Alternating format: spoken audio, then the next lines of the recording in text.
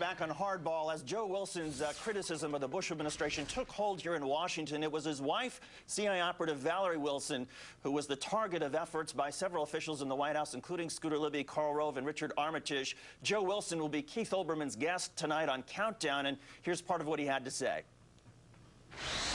The president himself acknowledged in his statement today that Mr. Libby was guilty of serious crimes, and then he makes himself an accessory to the obstruction of justice by the mere act of commuting the sentence.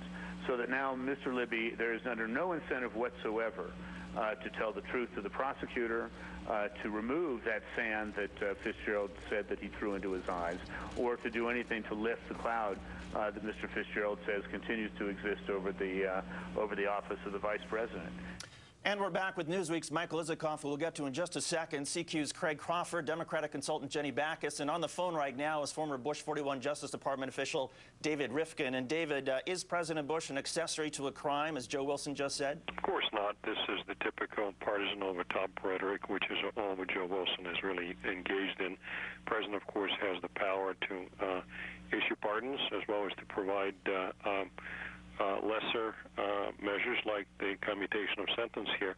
But let's be clear about something. It's interesting. A number of observations that our guests have made underscores how politicized this whole prosecution has been.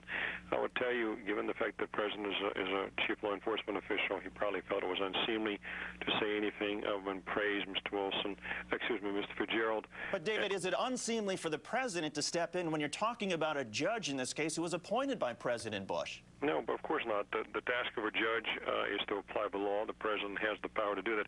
Incidentally, one thing, and I'm a big fan of criticism, but timing, is nothing sinister about the timing.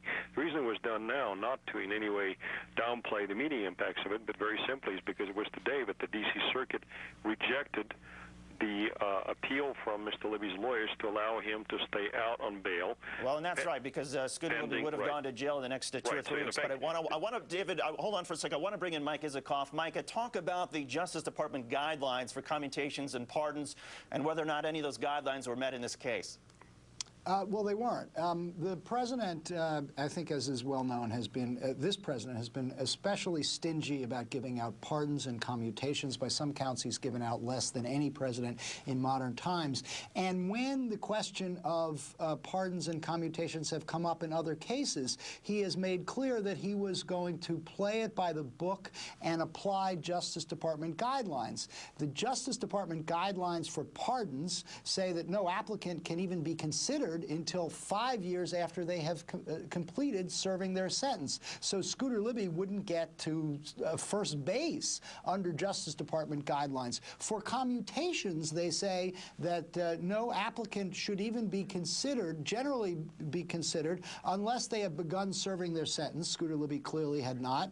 And number two, that they were no longer pressing their appeal. In other words, they were no longer asserting their innocence and had accepted their guilt. Clearly, that doesn't apply in this case. Scooter Libby is continuing his appeal. So, look, there's nothing that the president doesn't have to apply these guidelines.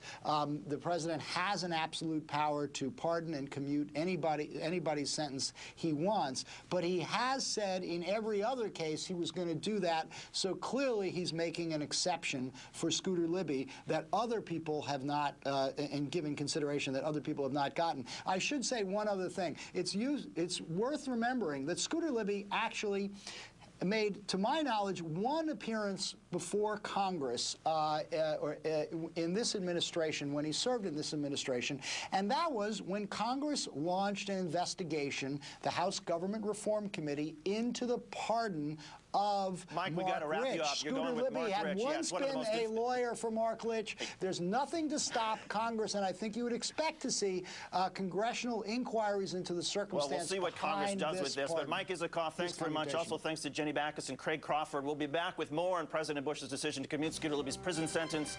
You're watching Hardball only on MSNBC.